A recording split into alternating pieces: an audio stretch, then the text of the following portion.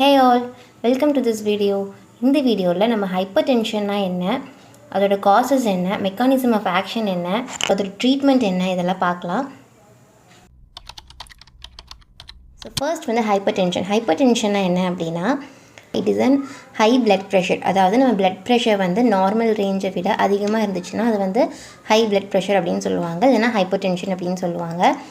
Hypertension definition என்ன அப்படின்னா, hypertension is a condition in which pressure exerted by blood on the internal walls of blood vessels is higher than normal. அதாவது பிளட்னால நம்ம blood வெசல்ஸில் ஏற்படுற pressure தான் வந்துட்டு blood pressure அப்படின்னு சொல்கிறாங்க.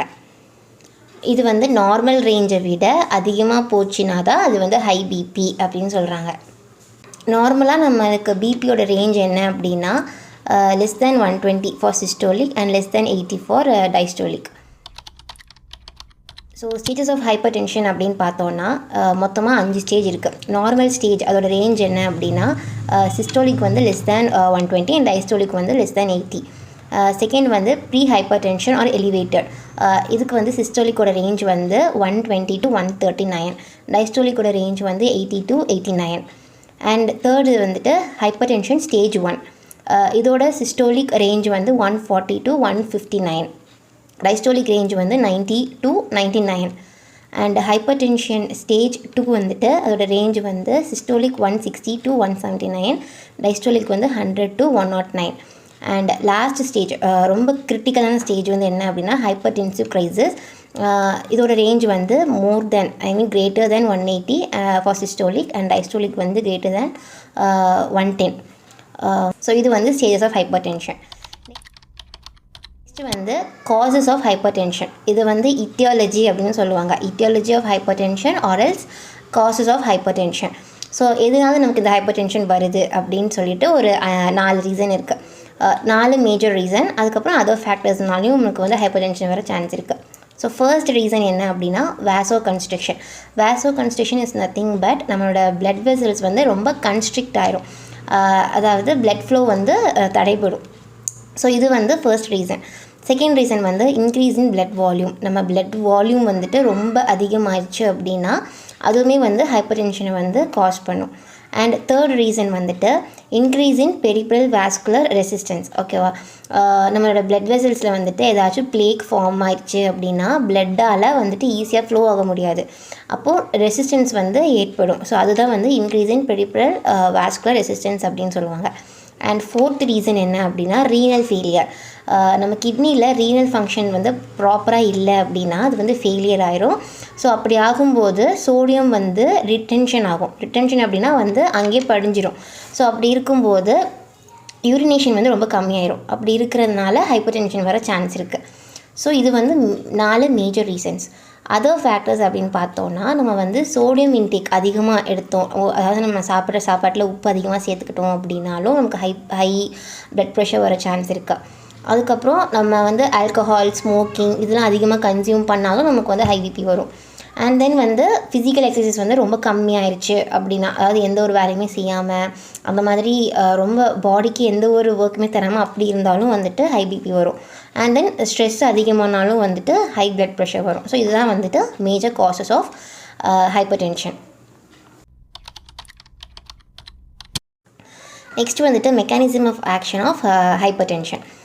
நம்ம லிவரில் வந்துட்டு ஏஞ்சியோடென்சினோஜன் அப்படின்னு சொல்லிட்டு ஒரு ஃபேக்டர் இருக்குது.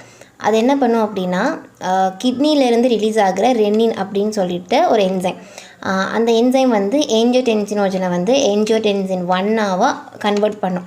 இப்போ இந்த ஏஞ்சியோடென்சின் 1 வந்து ஏஞ்சியோடென்சின் 2ஆக வந்து கன்வெர்ட் ஆகும். எப்படின்னா ஏசிஇ அது மூலமாக. ஏசிஇ அப்படின்றது அசிடைல் கோலினெஸ்டரேஸ். ஓகேவா, இப்போது அந்த ஏஞ்சியோடென்சின் 2 வந்து ரிசெப்டார்ஸ் கூட பைண்ட் பண்ணி நம்மளோட பிளட்டை வந்து நம்மளோட பிளட் வெசல்ஸை வந்து ரொம்ப கன்ஸ்ட்ரிக்ட் பண்ணும்.